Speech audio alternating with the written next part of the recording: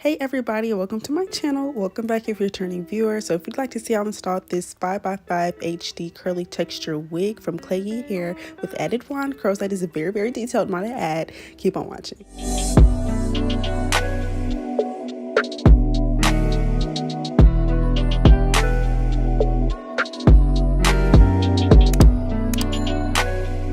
So we're starting off with my hair slicked back, and I have these braids in. They're pretty old, but my hair's still flat, so that doesn't matter.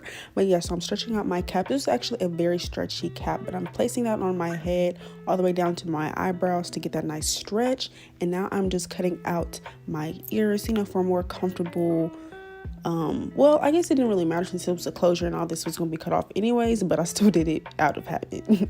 So for the bald cap, I'm using my Ebin Wonder Extra Firm Hold Lace Spray. That is the red can, and I'm placing that right below my hairline, like where I want the new hairline to be, if that makes sense. So that is what that's going to look like. Then I'm going to blow dry that on a high cool setting until that is dry, and I wanted this to be a little bit more flat, so I took some of my Ghost Bond lace glue and I'm applying that with this popsicle stick here, but I'm also smoothing it out with my finger since it was such a little amount. It kind of just helped smooth everything over. Then I'm going to blow dry that on the same setting until that is dry.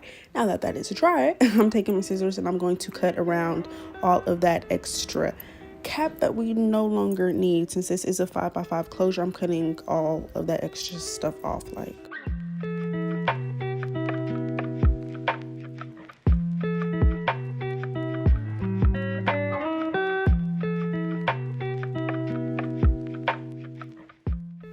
So I'm taking my RD15 Cream Foundation by Ruby Kisses. It is in the shade RD15 to be more specific for you. And my foundation brush, and I'm applying that right where the lace is going to be. I didn't want to use too much because my product is almost gone. The wig is on my head. As you can see, I already have the baby hair is pretty much mapped out. I did that while I was plucking, but I'm pushing that back for installing it. I don't want to leave those out while I install it. I just like my hair to be pushed back. So I'm using my hot comb to push all of the hairs back, as you can see. And once that's done, I'm going to clean my hairline with some alcohol and a paper towel, because you do not want none of that leftover makeup residue or just any oils on your skin interfering with how the wig will melt. You want it to be very sticky. It's not going to be very sticky if you have a dirty forehead. But anyways, taking my popsicle stick and my Ghost Bond glue, and I'm smoothing this glue out. As you can see, I like to use a thin layer and basically just smooth it out, kind of like level it up as I go. Sometimes I use my finger to help smooth it out, which is nothing wrong with that as long as your hands are not dirty. But yeah, so I am going to blow dry that first layer with a cool high setting, and then I'm going to go on with my second layer and then my third, because I did 3 layers.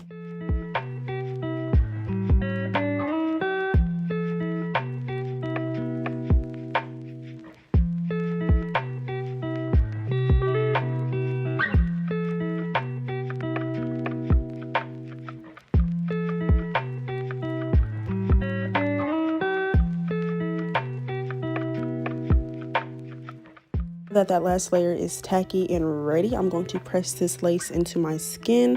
I'm making sure that I'm placing it right where that glue is. It's not going to be that hard to tell when you're really looking at it where that glue is, and you just want to press it and melt it. And it melted very nicely like this. The wig fit very snug, so it was no lifting or nothing of the matter. But now that that is done, I'm taking my wide tooth comb and a blow dryer on the same setting, cool and high. And I'm just melting the hairs and the lace even further. And then I'm going to pull back out those baby hairs that I had before I take my elastic band and tie all of this down.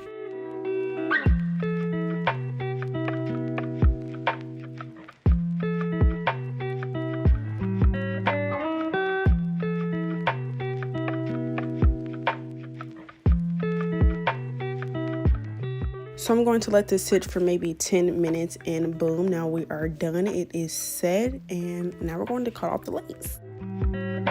When removing the extra lace, you want to make sure that you are moving your razor in like a jagged motion, because when it is straight, it's kind of noticeable, especially in different lightings, that it's lace.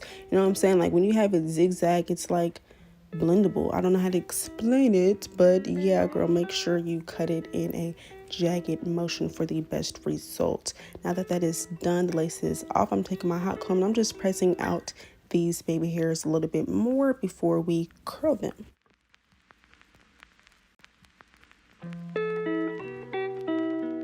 When I cut my baby hairs, I don't do them kind of in a straight motion. I kind of do it sporadically so that it kind of has a natural look to them, if that makes sense. It's more natural that way instead of going like in a line, even though that doesn't look bad either, but I just prefer to do it a little bit more messy. Now I'm taking my Kiss flat iron. This is a 1/2 inch pencil flat iron. This is perfect for baby hair, so yes, please get this from your local beauty supply store. But I'm curling the baby hairs upward. I usually go like under, but recently I've been feeling the upward look for the more messy baby hairs. But I'm taking my Got2b glue gel in black, and I'm only placing that on the top of the baby hairs, not all the way through the curled part, because it just allows the gel and the comb to kind of, I don't know, it's not as, they don't come out hard. Like, they're movable when you do it this way, but you don't use a lot of product. But yeah, so I did this very, not slow, but I showed you guys pretty much the whole process. So yeah.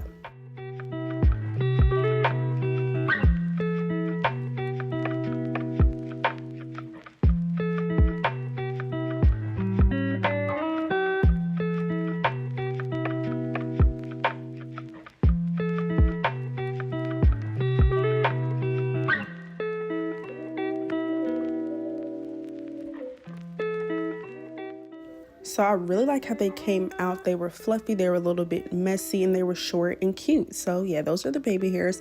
Now for these wand curls. So the brand is spelled Tyche for the wand curl. I don't know exactly how that is pronounced, but nevertheless, this is a 1/2 inch wand curler. It is a straight one. It doesn't have like that cone type build to it. But anyways, this was my first or the second time doing wand curls, and my first time doing it with this size. So they didn't come out as clean as I wanted them to, but it wasn't bad at all. You want to make sure you brush out these curls first, as well as add heat protectant, which I did do that before, and I will show you guys that later on the other side. But yeah, so I'm just really wrapping. This is really self-explanatory, you guys, what I'm doing here. But the right side, which is the side that I'm doing now, I wasn't feeling as much as the other side, which you guys will see why. I think it's because I didn't use the heat protectant right before adding the curls to it. And also I curled away from my face. I didn't realize that it would have been smarter to curl towards my face for this look that I was going for. So it just looked like two different vibes, like on the other side, but it's okay. It still came out cute. So next time that I do wand curls, I will definitely make sure to curl everything to the front so it can have like a twist out look to it instead of like wand curls, you know, on curly hair, if that makes sense. But yeah, so you guys can watch the process of me doing this.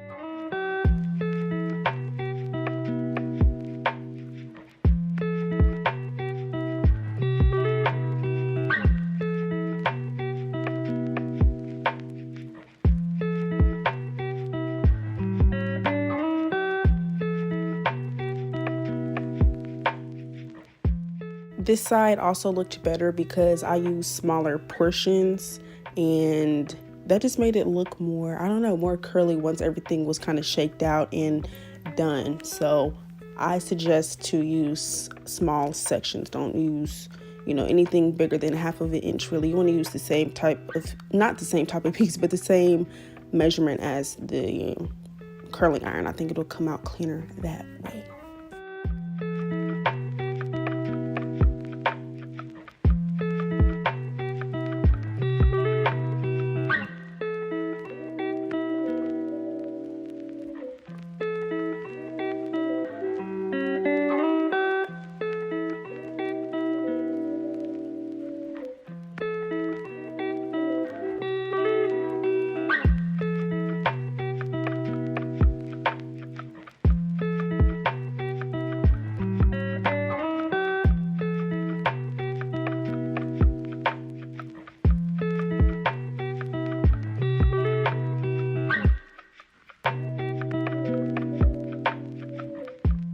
I finished the other side off of camera. I needed to stand up for that because I feel like it just came out better with me standing up. But I just used some more of my heat protectant. I'm trying to get the front to be super flat now. My only problem with closures is they look so big on my head. Like, this wasn't super flat on the top of my head. I basically had to work harder to get this flat, so I'm using my wax stick as well to really try to get this flat. And I didn't want to put a scarf on top of it and ruin the curl, so it wasn't as flat as I would like it to be. But now that everything is flat and looking a little bit more seamless, I am taking my RD09 cream concealer, and I'm taking that, not cream concealer, but cream foundation, and a slim brush to get the part more defined, and I'm just smoothing that out with my finger to make it look more natural. And this is the completed look. Thank you guys so much for sticking through this whole video and watching me do my hair, getting these tips and all of that. Make sure to check the description box for all of the information on this hair, as well as a discount code that is there. Make sure to like, comment, and subscribe, and I'll see you guys in my next one.